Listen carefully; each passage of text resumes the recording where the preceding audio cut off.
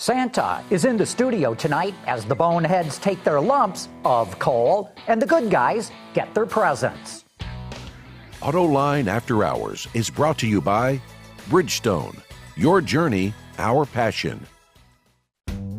This is Autoline After Hours with John McElroy, episode 270 for December 19 of 2014. Ho, ho, ho! Who's been naughty and who's been nice? Watch Autoline After Hours live at Autoline.tv every Thursday at 6 p.m. Eastern Time or 2300 GMT. You can subscribe to this podcast for free by searching for Autoline in iTunes, Stitcher, or by following the links on our website. Well, ho, ho, ho, Gary. Merry Christmas. Merry Christmas. Almost, right. Almost, yeah. You got kind of a red Christmas my vest. candy cane look. I was working for that. Your striped red shirt. To get into the season 4 tonight's show. Well, and we got to explain what tonight's show is all about, but let's introduce our other two guests here. We got Mark Phelan from the Detroit Free Press, car critic there. Mark, great having you here. Always a pleasure. Thank you. And Aaron Bragman from Cars.com. Yes, sir. Thank you for having me here. Great having you here. So, Gary, explain what we're doing. Well, being the Christmas season, we have asked each of us to think about who in the auto industry we'd like to give presents to and who we would like to give coal to. Who's been naughty and who's been nice. And as our viewers may recall, these two guys were on the Automotive draft this year. and so their observations, I'm confident, will be just the present, this will be the topping on the cake, as it were, to make all kinds of metaphors here for the show this year. So. So coal is the naughty part, right? So it's not, you're not sponsored by the state of Kentucky or something like that, where coal is a good thing. Here, you get coal and you get coal. Everyone gets coal. Yeah. Of course, the state of West Virginia would probably take exception to the way we're looking at this. But you're gonna get letters. But we're going to go through different rounds. That's right. So each of us will talk about who we would get a present to, and we'll chime in with our own observations on observations, and so we'll work this through, and then we'll actually have people who are viewers of the show. We'll have some other observations worked in here too, and so it's been an exciting year. So I think we should start right away with Mark. Mr. Mark Phelan. Thank you very much. And my first present goes to Mary Barra, because I think the GM's chairman set an example of transparency and accountability that the whole industry should follow in how she handled the ignition switch crisis. I mean, she gave an independent... Merry Christmas, Mary. She gave an independent investigator carte blanche. And there have been a number of other investigations yet, and nobody has come up with any place where they can say he sugarcoated it, he took it easy on him. It looks like GM really did take it seriously. They knew this was the kind of thing that could devastate a company for generations. Mm-hmm. They took it seriously. I think they did it right. I was going to give her a present too, and for a slightly different reason. Okay, here's a woman who started at General Motors in 1980. As a co-op student when she was going to GMI, okay? So she's worked at General Motors all of these years. She's worked in many engineering functions. She's had product development jobs. She's done all sorts of things.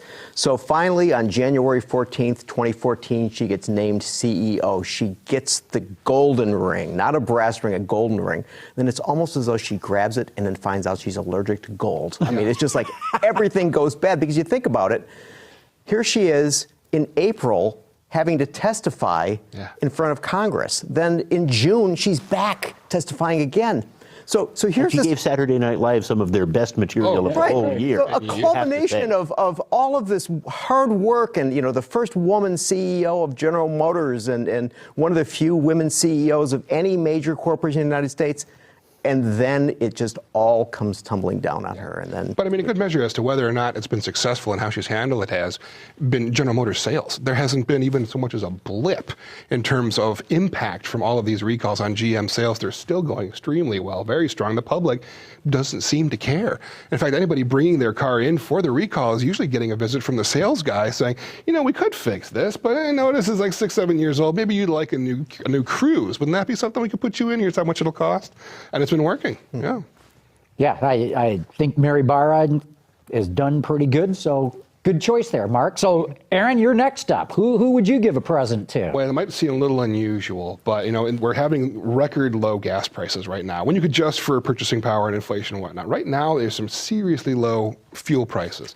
So I'm giving my present to OPEC, the cartel of oil-producing states, for a couple of reasons. One, they're trying to basically end the domestic fracking industry here in the United States. And that is such a dirty, nasty industry, far more than people actually realize. So I totally disagree. You're totally wrong on that. But we'll get into that in a moment. Continue, sir. I think that is a dirty industry. And plus, it is stimulating truck and SUV sales like nothing has over the last several years. So it's a 1-2 punch, I think, that's really been a benefit that I think we can directly attribute to our friends who are producing fossil fuels. But I love the conspiracy theorists because they've got two diametrically opposed theories. Yes. I mean, one is the one you just espoused, that OPEC is trying to kill the U.S. oil industry. Mm-hmm. The other is that OPEC and the U.S. are in cahoots to kill the Iranian and Russian and Venezuela economies. So I mean, what do you believe, or do you just pay less for gas and enjoy? And Venezuela. Venezuela's part of OPEC. Yes, and they're the ones complaining. So OPEC Iran, wouldn't be. The prices are so low, their revenue. Yeah, look, we wouldn't have cheap gas prices without the fracking. I find it very interesting that the Obama EPA has not shut down one well. Really? Not one. Well. Not one. You take out that 3.5 million extra barrels per day that we're producing, and oil goes back over $100 a barrel. We're at the mercy of the Middle East. So the president and we take away this great economic stimulus that is helping people who need that the most right now, working class America. And increasing U.S. manufacturing in a way that looks like it could last for a long time. And let's hear it for government research, which figured out how to do all of this fracking in the first place. I agree. And the other thing, too, is remember, OPEC is a cartel. Cartels collude to control supply and prices. Cartels are illegal in all of the developed world. So I say this is our chance to finally shove it to OPEC once and for all and get off their oil. Shoving a present at them. We're shoving a present at them. So the president should actually go to the domestic fracking industry, is what you're saying, and not actually OPEC. Hey, look, fracking, if it's done properly, and it's interesting to see that organizations such as the National Defense Research, Defense Council, and Exxon have gotten together to say, look, we, the National Defense NRDC. and NRDC, thank you very much, have said, we don't like fracking, but if you guys do it this way, we can live with it. And Exxon has said, look, we don't want any regulation, but if that's the regulation, we can live with it. I say, let's get going, because this is going to help a lot of things, and especially at the natural gas part of it. If you want to talk about a very fast reduction in CO2 emissions, doesn't get rid of them, I admit, that's for further down in the century. But right now, I think it's an amazing thing, and I'd give a present to the frackers, not to OPEC. Well, that's not your turn. It's not your turn. It's not your turn. Okay, speaking of oil prices, I want to give a present to Mercedes for bringing back the Maybach. Okay, justify this, brother. Okay, so it's the Mercedes Maybach, 18 feet long. Okay, sumptuous, beautiful, and to the point of the present to OPEC. It's got a 6-liter engine, 523 horsepower, twin-turbo V12. Come on. All right. It's like a Learjet in terms of luxury in its appointments. I mean, you see that Ben just had the logo up, the MM for the Maybach. Yeah. Mm-hmm. There it is. I think they just had boxes and boxes of those logos. Just left and they over. couldn't close the brand down, and throw those boxes away. Oh, come on. See, but we got to keep another thing in mind is that they didn't introduce this car in Germany. They didn't introduce this car in Los Angeles. They introduced the car at Auto Guangzhou in China. Mm-hmm. So obviously, we know who it's for. The 1% in China needs to have something to roll in, and you've pointed out that oil prices are very low. So it's just fortuitous all around. And you know what's interesting though? The press car I actually have this week is a Bentley Flying Spur. And for probably a little bit less money, you'll be able to get one of these Mercedes Maybachs. And the things that the Spur is missing are all of the technology that Mercedes has in the current S-Class, some of the comfort, some of the room, some of the space. And I'm sitting in this thing going, I mean, it's beautifully crafted and looks really wonderful, but I'm thinking to myself, you know what? I don't wonder if I wouldn't rather have a really, really nice S-Class like a Maybach and see how that thing compares. I bet there's going to be a lot of people that think that. You know, because doesn't that kind of beg the question, though? I mean, Mercedes, they are the ultimate luxury brand. They invented the car. They've been doing it for longer than anybody else. Why do they keep devaluing their own brand by saying Maybach is a little bit better? I mean, it failed last time. It's not like there were people, marching in the streets or in the aisles of Cartier saying, "Where's my Maybach?" Why did the name need to come back? Do you spend a lot of time in Cartier? Is that what you're trying to tell us? I was shopping for you. Well, see, I sort of look at it as if you buy an base S-Class, it's only $94,000. There are a lot of people who need to spend more money than that on cars. And, and for some people, the hot stone massage in the rear seat just doesn't make it. You need a little bit more. So, I mean, you just like acres of Napa leather rather than just, I don't know, feet. So I think it's very clever. I think that they've hit it at a propitious time, and that's why I all give them those a new present. oil millionaires in North Dakota. Mm-hmm. There you go. But those saw fewer in Russia due to what we were talking about before. At the moment, yeah. The ruble. All right, so enough about that. John, what's your present go-to? Well, my present goes to what I think is visually the coolest thing I've seen all year long, automotive related. And that's this crash video that Honda came out with. They've worked with a company called RTT, which is now owned by Dassault Systems. And they have this crash into an invisible wall. I mean, it's all simulated on computer and all that, right? But it is so realistic. I don't know here we go. Up. Wow, it smashed right into there we go. That present, man. They do this on the TLX commercials. You actually see Yeah, it. now they got the wall in that one, but I like the invisible Like it's wall. crashing into the present box. Yeah. So anyway, I just thought that was awesome. So we should probably explain, though, that even though this looks like it would be an animation just for things like commercials, that it is actually an engineering tool. And so what they're doing is they're crash testing the vehicles. And so that's all predicated on underlying math data that doesn't look so pretty like those cars do. The grill looks better now, actually, after they do that. Right? So they're able to make a determination of where they need to strengthen the body. And then, as some viewers will recall, we had the MDX in here, the body in white, with that ring that For the small overlap crash test. in all of the so now that they're using this technology, which is sort of putting them ahead of other auto manufacturers in terms of being able to do that. So realistic. It is. Look at that. It's really good. So anyway, that's my present. I just think visually that's one of the coolest things I've seen all year. And then we've got a present coming in from one of our viewers. And Chuck Grency from Mount Pleasant, South Carolina, starts off our special viewer participation in Presents and Coal by offering a present to the Ford Motor Company for trailblazing the all-aluminum pickup truck and risking its market share leadership position in the full-size truck segment. And that was Chip Drake, our producer here, reading what Chuck Grency, a longtime viewer, had to say. And yeah, I kudos to Ford. That was a big roll of the dice for them. It is, but the jury is still out as to whether or not this is the right thing to do or whether it's successful or not. There's still a lot of debate internally among a lot of the automotive media as to whether or not this is going to be a big thing. I mean, it's definitely a big thing in terms of investment, in terms of the impact it's going to have, either from the insurance rates on it and repairs. The average ordinary Joe buying an F-150, I don't think he's going to notice much in terms of difference. It's still an F-150. That's the brilliance of it. And that's what they want to go for. That's exactly what Ford is trying to sell. Nobody has ever made a dollar betting against Ford's ability to sell F-150s. Right. And they've got something that delivers everything that people expected before and a little bit more, and will save them a little bit of money in terms of fuel. I think that there's some backlash because people expected fuel economy numbers that were just outrageously good, and we could talk for a long time about whether the numbers they actually got are as good as they should be.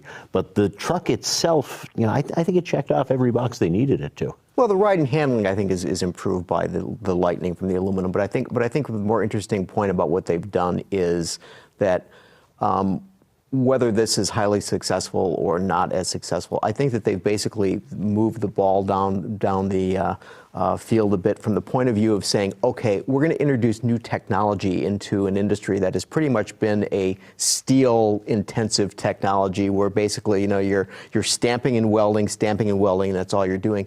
And I think what this does is it opens up the opportunity for other OEMs to start thinking about, okay, do we use aluminum? Perhaps we can find some less expensive composites, that you begin to have a greater mixture in terms of what cars become. And so, I mean, I'd give them full marks for saying, hey, let's try something different. And, let's try something new. Well, the key is, look, everyone's going to have to lightweight at some point. This isn't the end of improving fuel economy on pickup trucks. In fact, it's not until after 2017 that the standards really crank up. And I think you'll see Ford following at some point what Chrysler's done, or Ram, I guess I got to say. They're going to go, Ram right now has an 8-speed automatic. Ford's going to go to a 10-speed. Mm-hmm. It's very interesting what GM has done with direct injection, cylinder deactivation, those sort of things. We're about to see a new Titan diesel as well. Exactly. So, Ford bit the bullet first, jumped way out in front of everybody. They've tied up aluminum supplies for the next 3 years in this business in North America. So, yeah, you got to admire the engineering effort that they undertook. It was massive. And maybe the numbers aren't quite there, but the story's not over, as I said. And you said we could talk for a long time, and unbeknownst to the viewers before the show, we talked for a long time. Right. Okay, well, this round wraps up round one, where we're giving out presents. And it's time to transition into round two. And Aaron, you're first on the list. You're giving coal now. I'm giving coal now, which is a bad thing, despite, the West Virginians and Kentuckians. I'm giving this lump of coal to the United States government for maintaining this chicken tax thing that keeps going on. It is preventing us from getting small, cheap... That was the piece of coal. Yeah. Wow. Small, cheap, truly efficient pickup trucks. trucks. Joe Manchin from West Virginia throwing it at you. Yeah, probably throwing it at the screen, exactly. We don't get a lot of the really cool small utility vehicles here that we could be getting. We're starting to see in 2015 a bunch of new mid-sized compact pickup trucks. I wouldn't call them compacts anymore. They're not compacts. They're as large as the Silverados were 10 years ago. But from Chevrolet, the Colorado, the Canyon, and the new Tacoma is coming. We're going to see new Frontier later this year.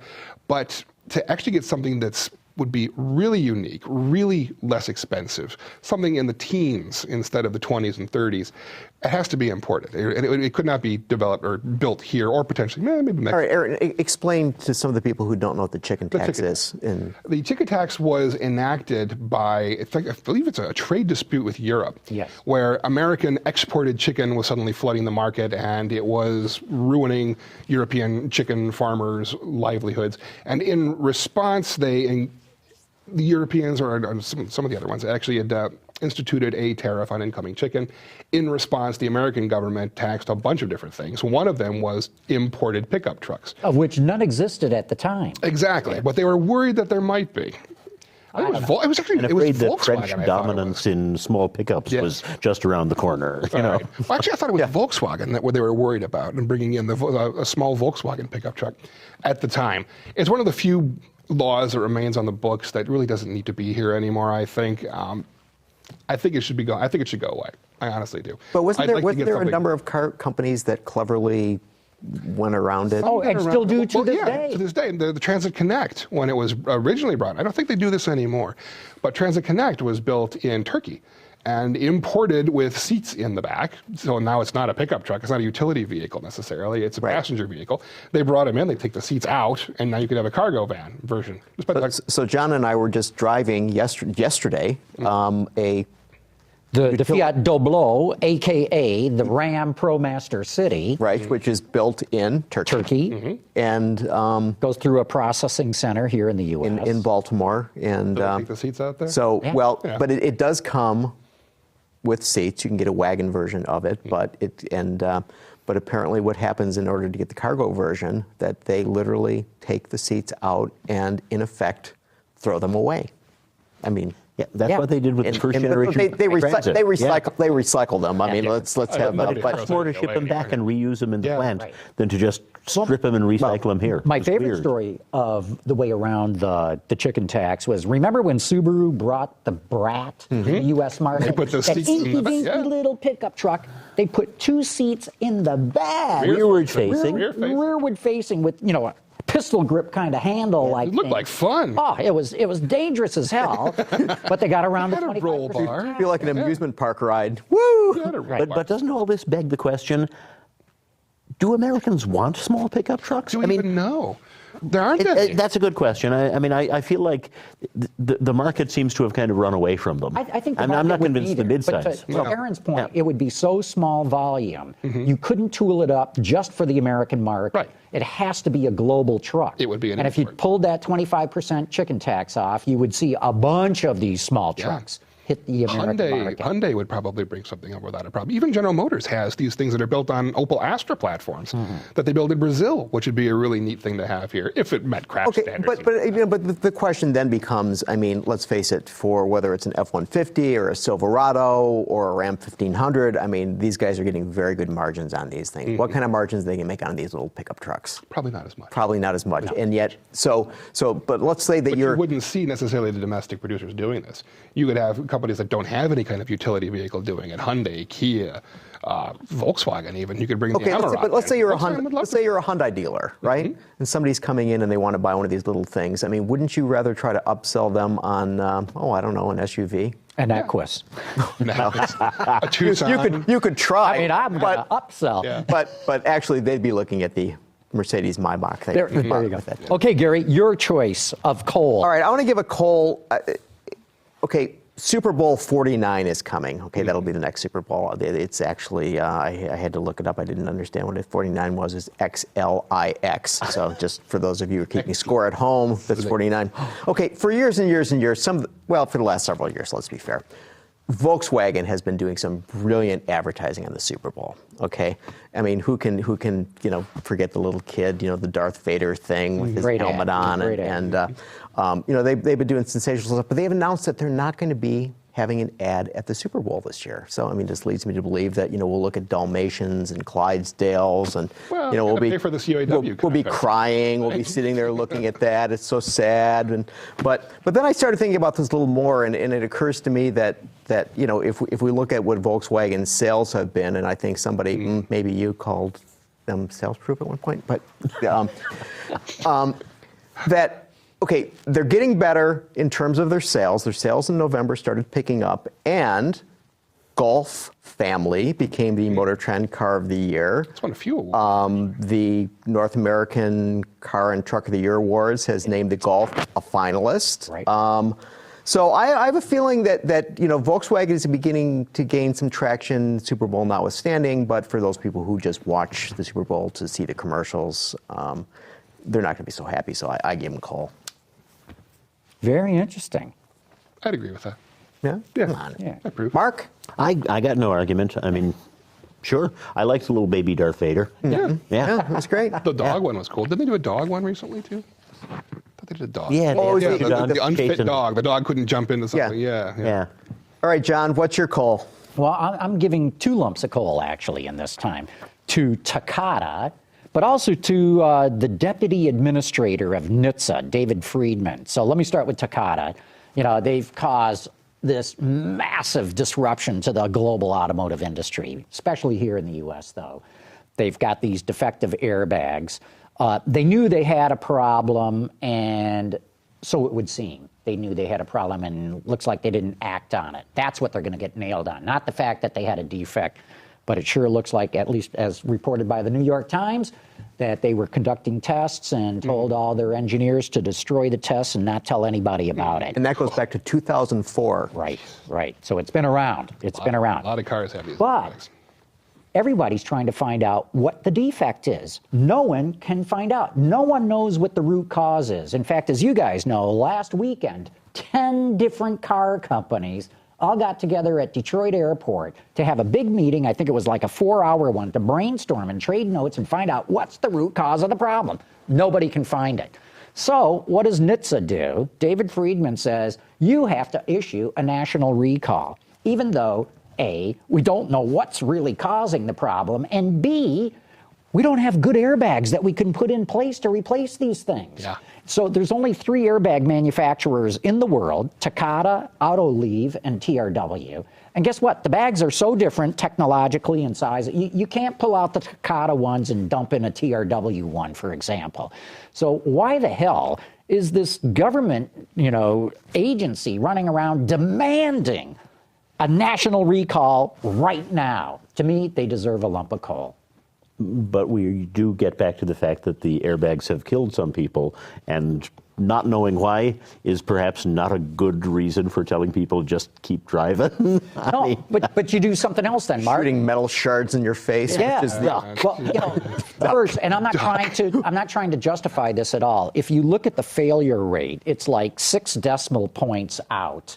It's an infinitesimal small failure rate. I'm not justifying it. Something should have been done when they knew that there was a problem here. But,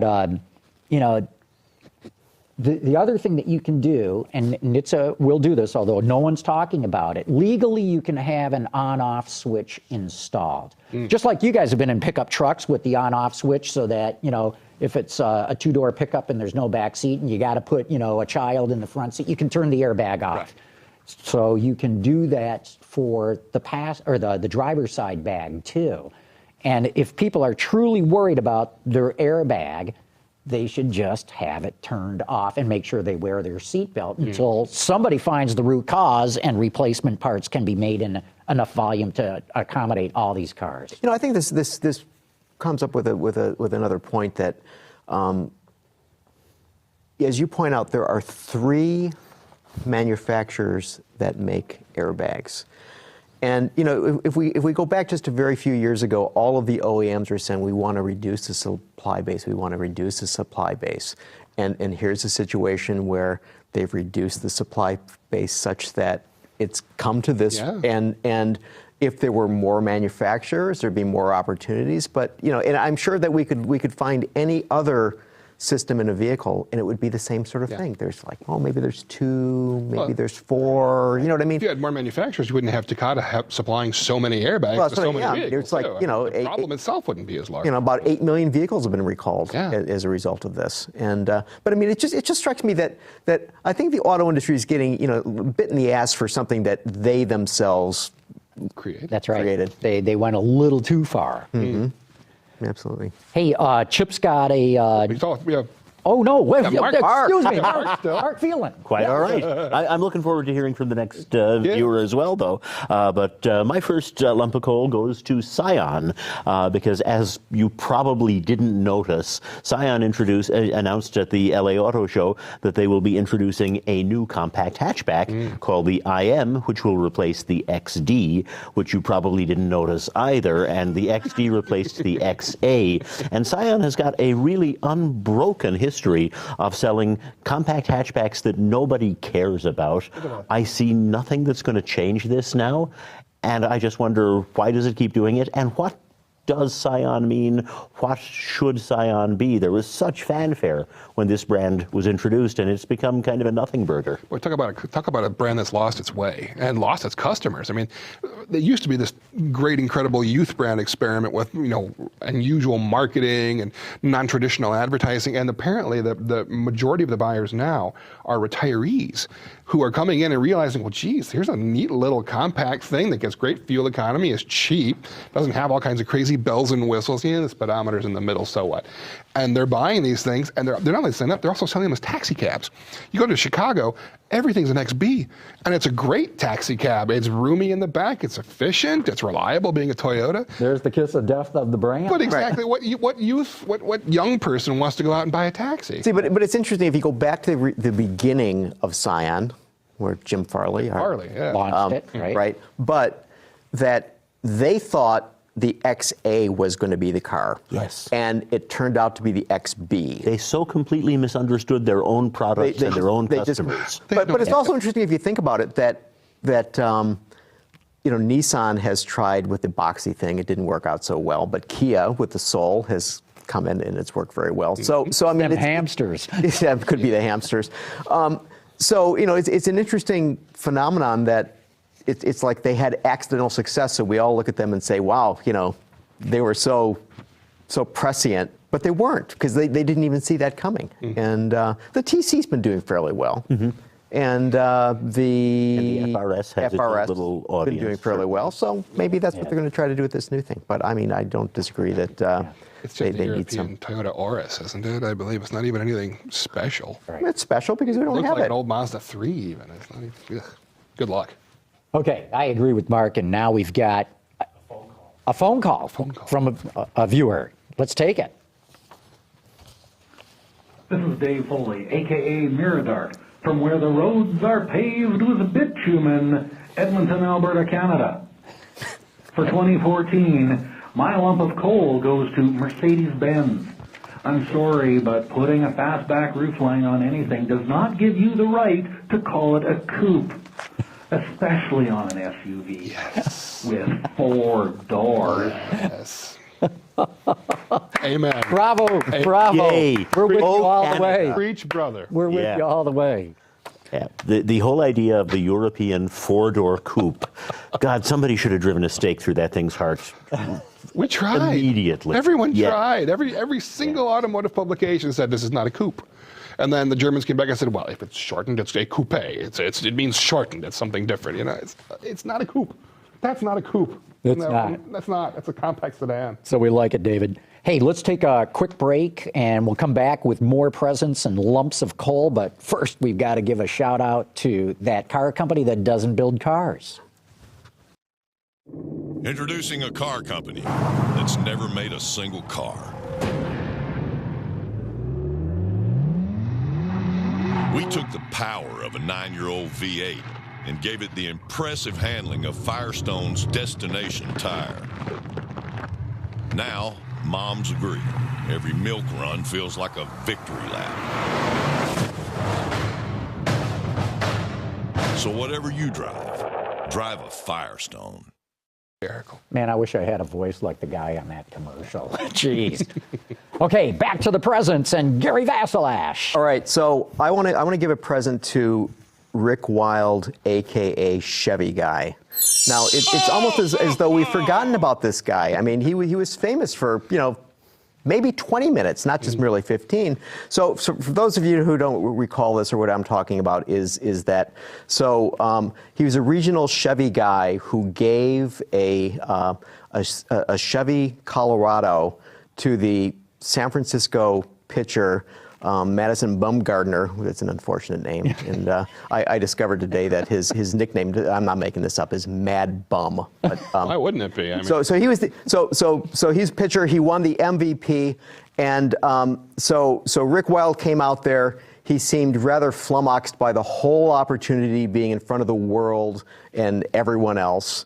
And started talking about how the vehicle had all kinds of good technology and stuff. And so technology and stuff just became all the rage for about 21 minutes.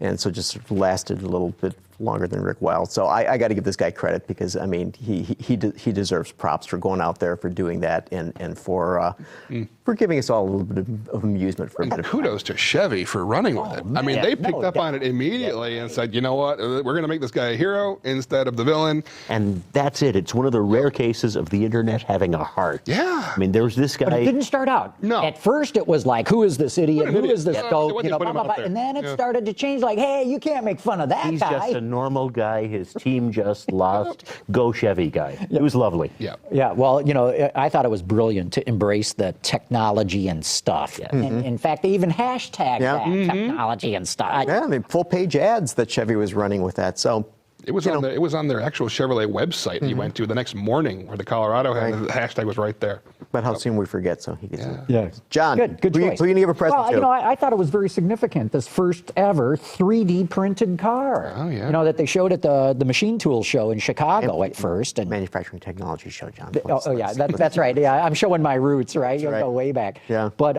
and now it's making its rounds. I think it's even going to be at the Detroit Auto Show. That's what I'd heard, yeah. And look, this is significant. I think when we lay out the timeline of going from Model Ts being made of wood of ultimately the first all steel car, the first hard top and so on down the line.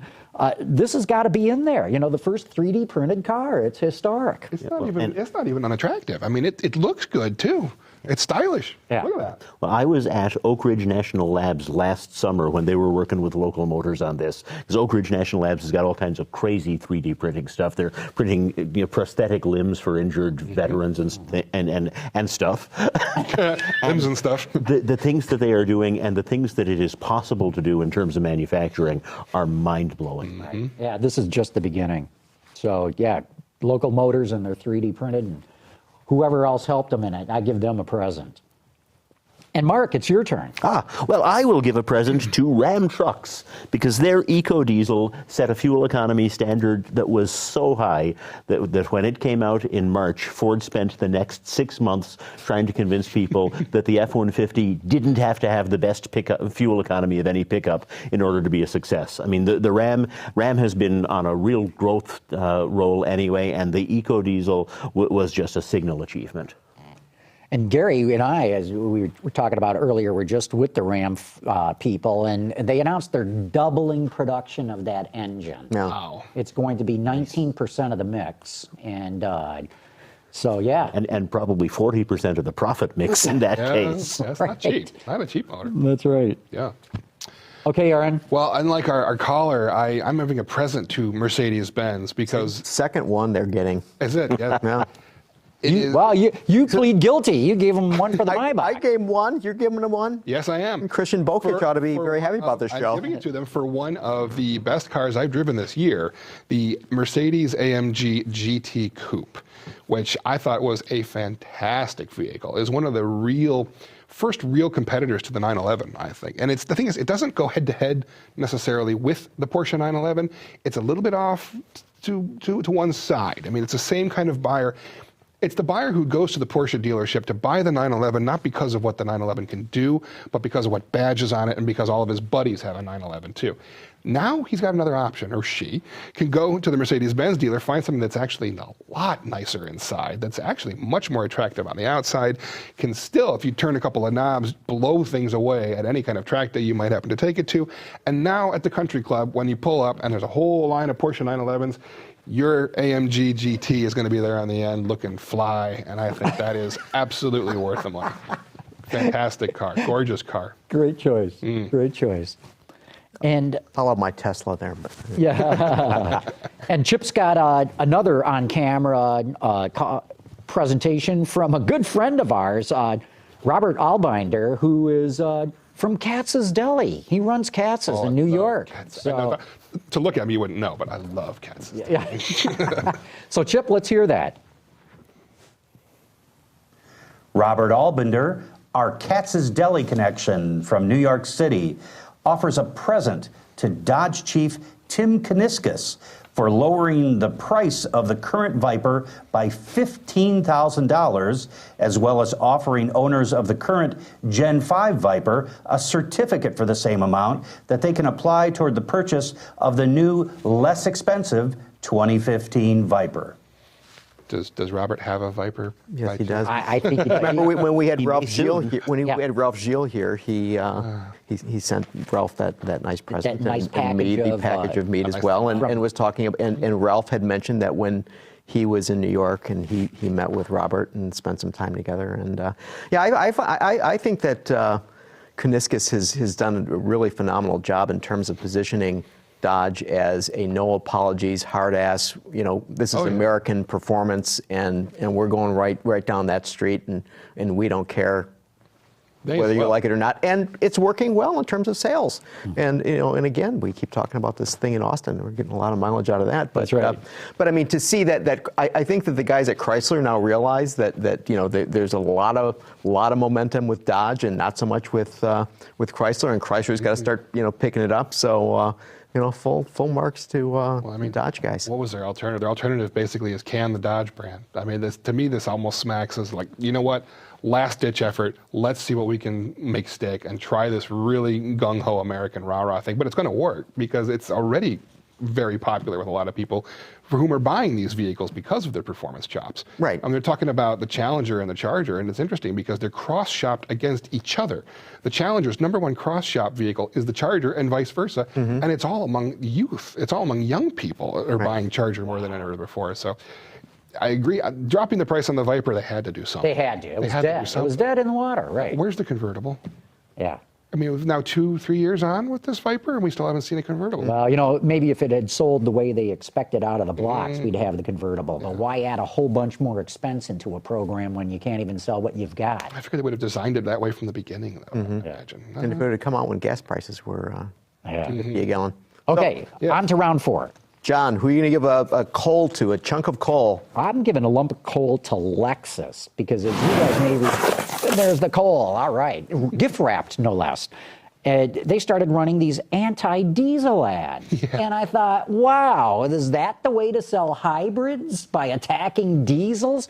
Apparently, Lexus is concerned, and I think they've got good reason to be, because I looked up some numbers before I chose them for this lump of coal and found out that this year their hybrid sales have dropped about 2% in a very hot market, and especially on the luxury side. Meanwhile, BMW's diesels sales are up 165%.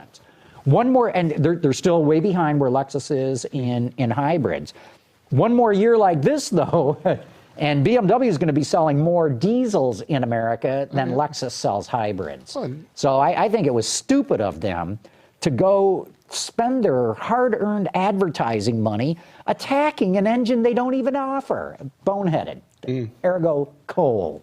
And they do the same thing in Europe, actually, where diesels are hugely popular. They frequently position their hybrid as an alternative to diesels there, too. Go figure. Not so popular in the City Hall in Paris, though. I guess. Yeah. Okay, Mark, you're up. Point that out. Well, and speaking of BMW, I have a literal lump of coal for BMW after they spent untold man-hours developing and hundreds of millions of dollars coming up with carbon fiber bodies and power plants and a whole brand built around the idea of electric vehicles. Gas prices just hit the basement and keep going down. I mean, BMW, you are just nobody. I can't remember the last time somebody was so obviously at the wrong time with a bunch of products. You know, what do you do if you're BMW with the I brand now? Boy, I don't know. The other thing, too, is, look, I think the i3 is an awesome car. I think it's a game changer in certain respects. But, you know, it's only got a little bit more range than a Leaf, you know? And it's like, what's all this carbon fiber? You know, it's the same thing we were talking about with Ford and the aluminum, that, yes, it's very significant. You got to admire the engineering effort. You really do. But did it move the needle that much in fuel economy for the F-150 or for range with the i3? And it didn't. And the range extending engine that they have on it is almost useless, quite frankly. I mean, 1 gallon tank? 1.5 gallons, it gets you 60 miles. So it's not pricey. It's pricey. And the thing is, you can't go like on a Volt where you can just get in the thing and drive as long as you need to. This range extended hybrid can't even get you to Chicago without you stopping every 2 exits on the highway in order to fill up the little tank. Okay, you're up, Aaron. Well, my lump of coal, and I have a feeling there's going to be a lot of people that are going to agree with me on this one, goes to the new Cadillac chief, Johan de Nysschen, who came over from Infiniti, where he left to come from Audi, for specifically not moving things to New York City, because frankly, if you're going to move some branding stuff to New York City, all right, great. That's where a lot of young, hip people are living right now. Go find yourself in New York City. Come home when you've learned who you are. But for the naming convention that we have seen coming for Cadillac, the new flagship, which is now maybe not going to be the flagship, because there's a CT8 and CT whatever coming after that, will be called CT6. What the hell is a CT? CT coupe? CAT scan, something like that? And then all the SUVs are going to be XT. So you'll have CTs and XTs and then a number after it. The idea being that for a global luxury brand, you have to have an alphanumeric because you cannot have names from one place to another. I think that's crap. I think it's absolutely not the case that you have to have an alphanumeric in order to have international appeal. Hyundai doesn't have a problem selling named vehicles all over the world without a problem. There's even there's a luxury brand. Maserati doesn't have an issue doing that kind of stuff. Nobody can get passionate about a number. Doesn't Hyundai have the i10 in? Most of their Some vehicles places in they- Europe have actually in Europe they letters have and an numbers. alphabet. Your Maserati example is spot on. Yeah. Yep. I mean, nobody can get, I'm all flustered over this. Well, Nobody gets passionate about a number, except maybe M3. But it has this whole alphanumeric naming convention has not worked for any company that's tried it except Audi. and BMW and Mercedes. They started with it. Right. They didn't switch to it. But it's funny, though. I'm going to take the exact opposite. Real. And go after Denishon. I think the names needed to be changed. Not that the new ones are necessarily great, but there was no consistent, logical platform on which to build with the old system. There's an ATS, a Okay, CTS, I'll give you an that. XTS. Right. You needed something where you could The see a Z- continuum. yeah, the ZTS Come up with wasn't something gonna with a work, no. continuum. Yeah. So the changing the names, I'm fine with that. The whole idea of every place but New York sucks and is full of rubes is just so pathetically untrue and insulting to your readers and insulting to the people who make and design your cars. I'm really tired of that. They come off, like people who just got off the bus at Grand Central at the Port Authority, and they'll be lucky if they still have their wallet when they go a block. See, the more interesting thing Mark, is we that a should lot point of out works for the Detroit Free Press. I just want to make that. I just want to make that very clear at this point.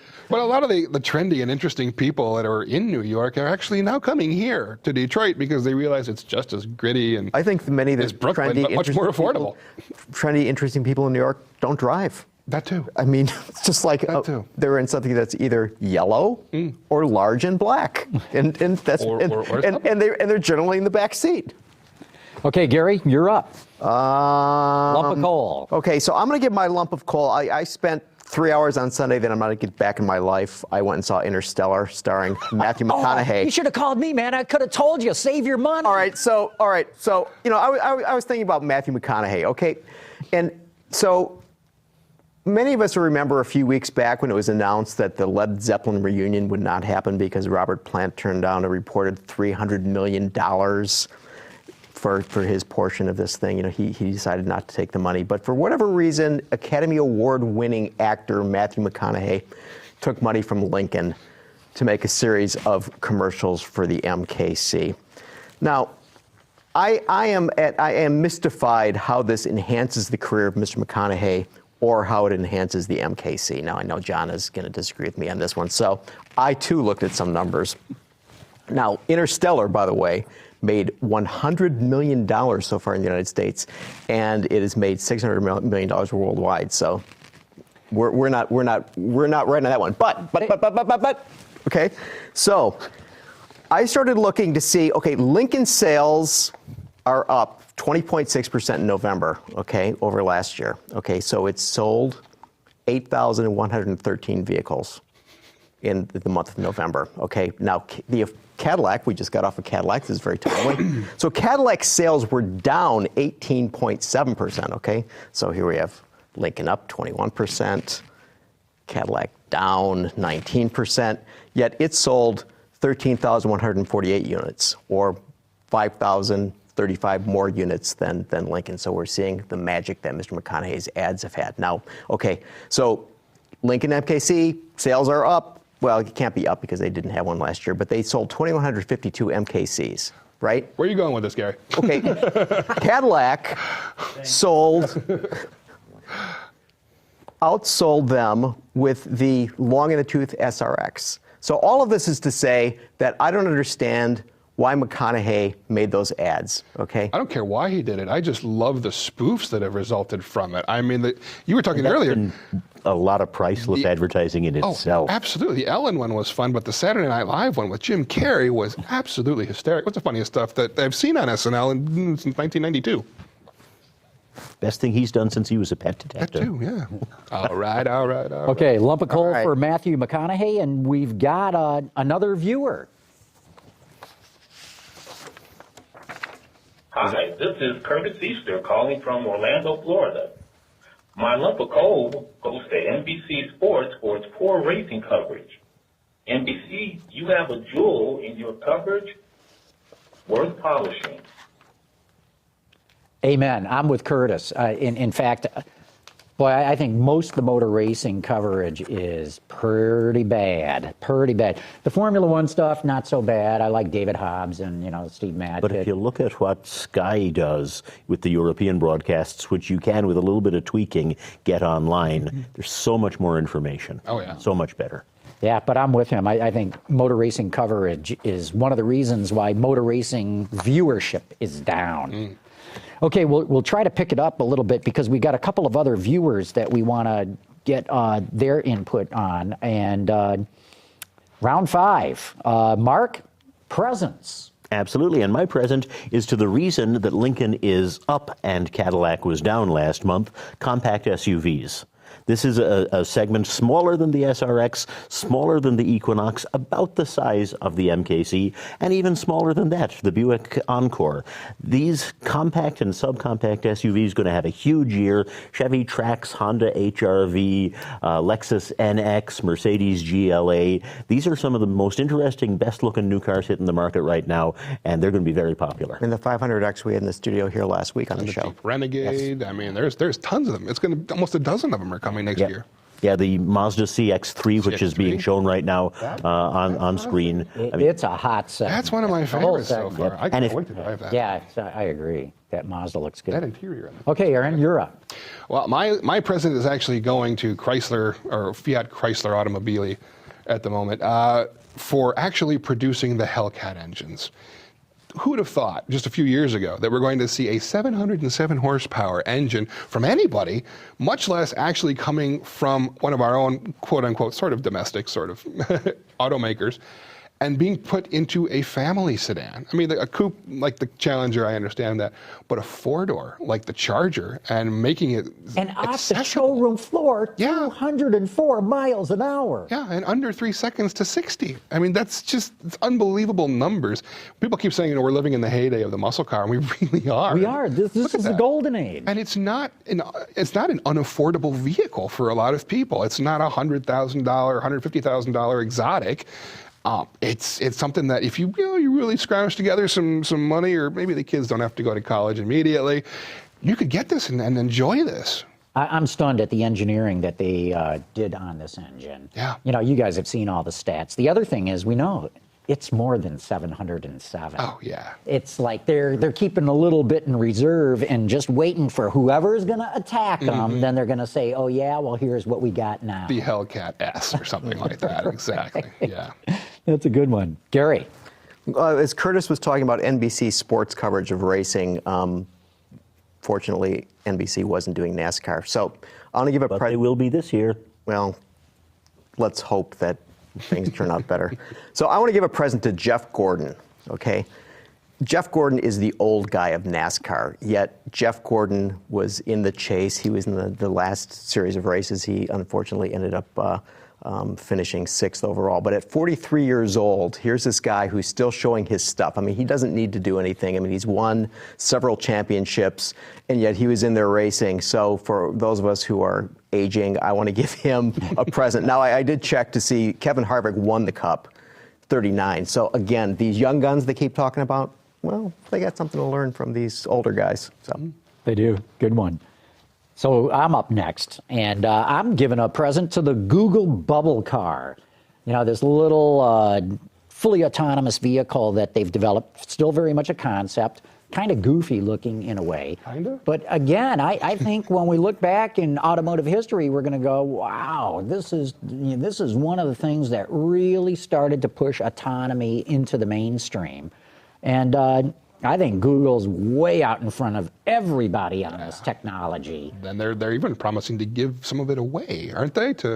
They were talking about partnerships with automakers and just giving away a lot of this technology, I thought. I got the chance to interview the number 2 guy in the program there 2 months ago. And I asked him, are you going to sell this technology to automakers, or are you guys going to use it yourselves? And he says, that hasn't been determined. Oh, they've realized, we could actually monetize this. Yeah, they could. They could. But we'll see what happens. Elon Musk giving away their patents. Yeah, there you go.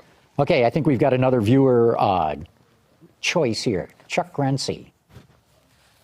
Autoline viewer Pedro Fernandez from Miami, Florida, gives his 2014 present to the overall group of automakers and engineers for what he calls the real practicality of autonomous cars. Well, we'll get to Chuck's in a minute there. We didn't realize that. But it was a nice tie-in with autonomy. Yeah. Right. So very good, Pedro. We like that. I actually had the chance to sample the Cadillac Super Cruise. I think it was last summer, where they had a little demonstration program in an SRX out at Milford Proving Grounds. It's neat. I actually can't wait for that kind of stuff to actually start showing up. So it's your turn for some coal. My turn for some coal. Well, unlike everybody who's a big fan of the F-150 and everything that it portends, I'm giving a lump of coal to Ford for the F-150 for producing a very impressive pickup truck that really didn't move the needle as much as I think a lot of us thought it was going to move it. Great that they'd spent a lot of money making an aluminum pickup truck, and that is an extraordinary thing that they have done. But as we've said before, the Ram EcoDiesel still has best-in-class status. And as we said, a lot of people who are going to go to the dealership, buy an F-150, it's not that going to be that much big of a difference. It's still a great, big, enormous pickup truck. It's extremely comfortable. It's got a lot of really cool technology in it. It's still going to be pretty expensive. It's not all that different from anything that they've produced before. It's just a little bit better, which is fine. But putting that much investment into it, I expected something a bit more. Yeah, no, I think that's a real legitimate complaint, how much cost they put into it. I think it's a terrific truck, but boy, it was expensive to go that route. Yeah, but, and it may prove out for them in the future, especially if and when they put a diesel in the thing. Suddenly, they've got a lighter pickup than the Ram that now has a that would be 30 mpg, maybe. One would expect to be more, potentially, but yeah, but we all kind of thought maybe they're going to get 30 mpg and beat the Ram EcoDiesel, and didn't happen. No. Yeah. Okay, Gary, you get a lump. So this sort of goes with, you're talking about the Google car, and this coal goes to the Department of Motor Vehicles of the state of California, which have a requirement that the Google car actually have a steering wheel and a brake pedal. I mean, these guys they're standing in the way of the brave new world. I mean, it's just like, yeah, this is regulation. Now, this is sort of the interesting part, which goes back to this discussion about what Google is going to do with this technology. So if, for those of you who are engineers out there who are watching, you might want to go to the Google website, because they are hiring a systems test engineer.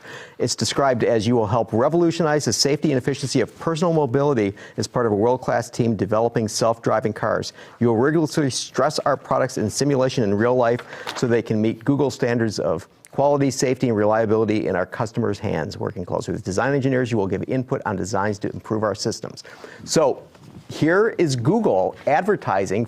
Go work in Mountain View and work on cars as a test engineer. It sounds like you're going to be a human test dummy. Well, that may happen too. And I'm sorry, but rigorously simulating testing. We all think of Google as a search engine company, right? According to Google, Google is and always will be an engineering company. So, California Department of Motor Vehicles, take out that steering wheel and brake pedal. Let those systems test engineers just test their asses off. Okay, my turn for a lump of coal, and I'm giving it to the whole hybrid segment. And it's not that I'm down on hybrids or have any problem with them, but man, that segment is just crashing. And that's before this started last year, before gasoline prices in the U.S. really started to go down. And I don't know what's going to happen now with, I heard even here in Michigan, you can buy gas at under $2 a gallon. Out in Ann Arbor it is, yep. And what the heck is that going to do to the hybrid segment? So I give a lump of coal to the segment. Not that I'm trashing the cars. I think they're just fine, but it ain't working. And Mark, you're up. And I got a lump of coal for a vehicle that I will trash, the Honda Ridgeline. Honda apparently is just throwing good money after bad, developing a new version of the Ridgeline pickup. We've seen silhouette images of the new pickup, and the big news is that it is going to look slightly less weird and more like a pickup if viewed from the side. Yeah. And at this point, I mean, Honda barely sells any of them. There is a new Ridgeline coming with it before the end of next year, we think. But who's going to notice? Who's going to care? I'll notice, because I actually like the Ridgeline a whole lot. But I like the idea of the Ridgeline. That makes me and who else? You're right. It's not selling at all. I drove one not actually all that long ago, and I liked the idea of the Ridgeline, but the execution was obviously very ancient. I mean, it felt like driving a 10-year-old truck, because it was. Okay, now we're going to Chuck Grency. Let's roll that. We're back again with Chuck Grency, from Mount Pleasant, South Carolina, who this time sends a big old lump of coal to the United States Congress for complaining about our crumbling transportation infrastructure, but not having the backbone to raise the federal gas tax and earmark that money for fixing our roads and bridges. Yeah. Thanks for that, Chuck. So we're going to really try to pick up the pace here. And I see I had already picked Hellcats for my present, so we're going to skip me. But Gary, you're up. All right, I want to give a present to Alan Mullally. Once again, he's gone from Ford. He resigned on July 1st of this year. I think that he put in place a lot of the vehicles that will be very successful, Aaron notwithstanding.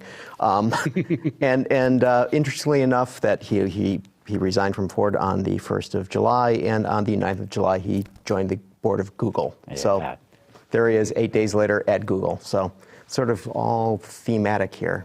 Didn't pick on Tesla this show, but somehow Google. Good deal. Okay, Mark?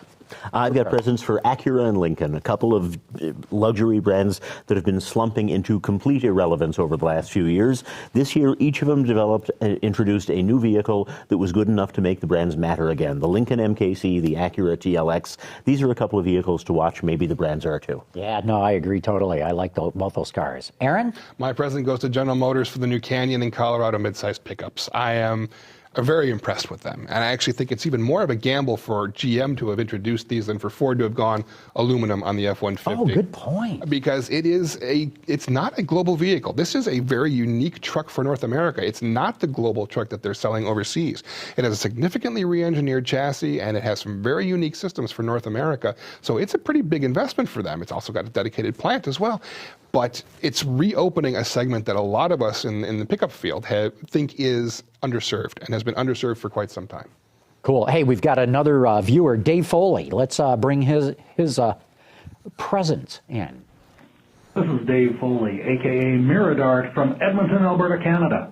For 2014, my present goes to Nissan Canada.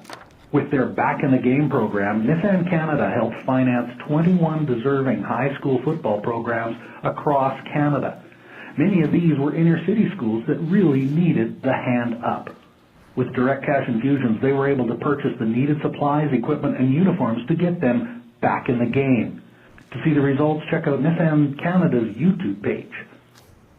Nice. Or as we say in America, Nissan. Yeah. Right. Let's jump into coal. I guess I'm up first in this one. I'm giving a lump of coal to Uber. I think Uber is a very interesting company. I think they're a game changer, but they're come off as a bunch of pricks. You know, lately, yeah. It's especially with the whole. Did you hear about the whole Sydney terrorism thing that they'd had going on? Yeah, the surge pricing, and now they're trying to make nice. Oh no, we didn't really do that on purpose. I know. So I mean, look, they got a great technology. They just got to learn some manners and how to get into a market. And they got a great valuation too. Yeah, $41 billion. Go figure. Okay, Mark, another lump of coal. Cadillac. How does an American brand fall this far behind in SUVs? I mean, SUVs are the reason every other luxury brand sales were up last year. They're most of the reason Cadillacs were down, because other luxury brands are introducing vehicles like the Audi Q3, the BMW X1. Cadillac has the Escalade, which is a good vehicle in its own right, and they've got the SRX, which is way too old. They got nothing in the growth segment. The growth is SUVs. Get on it, Cadillac. Great point. They're spending their time renaming. Okay, Yes. Aaron, because we're moving along, another lump. Lexus. Every succeeding Lexus that I have seen over the last 2-3 years now has been uglier than the one that has preceded it. Most recently, the RC Coupe that I had not long ago. Absolutely hideous. I mean, it's one of these polarizing vehicles that I understand. Not everybody's going to like this. Some people are going to love it. Some people are going to hate it. I think it's absolutely hideous, and it all comes down to that grille, that enormous gaping predator face grille that just looks awful. I don't agree, and you know, it's bold, it's outrageous, you know. So they've gone from total milquetoast to big hairy-chested roaring lion kind of approach. and their sales are up. That's what I don't understand. I guess I'm just alone in this. You know? I agree with John. It's working. I love the for RC. them. I think it's the best looking car this year. It is. You look at it. I don't know if we had a picture of the thing on the screen, but I don't want to look at the screen to see if it was up on there. the screen, we'd be mesmerized. All right. Okay. The last one, Sergio Marchionne, okay? And the reason is, okay, they've taken the Pentastar down from Auburn Hills. I think that's just, it just tugs at our hearts here in Detroit. And then Tuesday we learned that the Chrysler name has gone away, right? I mean, it's no longer Chrysler Group. No longer Chrysler brand Group. still. And it'll be, and this gets back to the point of the nomenclature, it will be known as FCA US LLC. And I find it very ironic that we're seeing those ads that they're running on television about how romantic the Dodge brothers were. The two boys are doing all these wacky things. And how romantic is a name like FCA US LLC? Yeah, but only we even see that. So it's a limited market problem. Okay, we give the last presentation, lump of coal, to Robert Albinder again. Let's run that. And now back to Robert Albinder from New York City, who sends a piece of coal this time to print media moguls for the continuing and systematic disappearance of auto enthusiast magazines.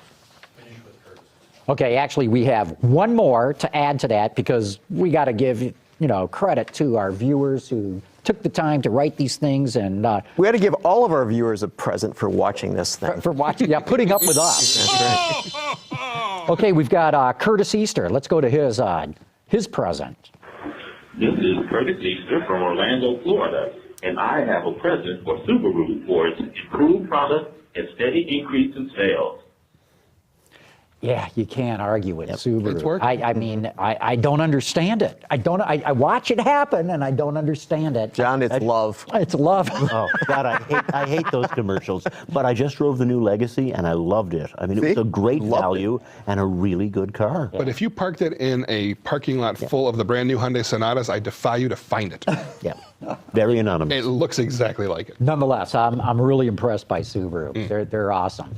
But look, we got to wrap this up. So, Aaron Bragman from Cars.com, Mark Phelan, Detroit Free Press. Great having the both of you guys on the show. Thank you, John. Happy holidays. And Gary, let's do this show again, but let's take a couple of weeks off. Let's go have some Christmas and New Year's and holiday cheer, and we'll be back in 2 weeks. That's right. Okay. So happy holidays, you guys. Thanks for being on the show. And, Thank you. Always everybody for watching. Now I'm going to go get Robert Albinder to give me a pastrami sandwich. You got it. Man, Autoline After Hours is brought to you by Bridgestone. Your journey, our passion. Visit our website, Autoline.tv, where you can watch us live Thursday nights at 6 p.m. Eastern. Get your daily news fix with Autoline Daily and in-depth analysis and interviews with Autoline This Week. There's all that and much more at Autoline.tv.